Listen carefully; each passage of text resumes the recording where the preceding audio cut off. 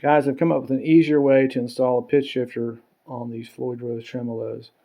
So what you want to do is get your pitch shifter and slide it up till it hits the back of the well tail like this, and you're wanting the end of the threads to match up to the end of the saddle.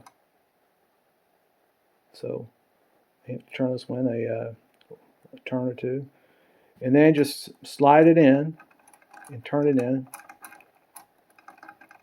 and then check to see if it's hitting the fine tuner. So this one's hitting, so I need to back it up a couple of turns. So pull it back out, turn it back a couple of turns, and then try it again.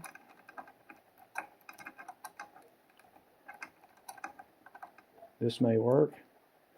So that looks good. So let's go ahead and tighten it up.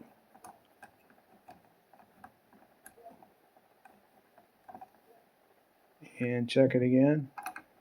So there's clearing. So that's all there is to installing that. Go ahead and tune the stream back up and adjust your fine tuner down, and that's it.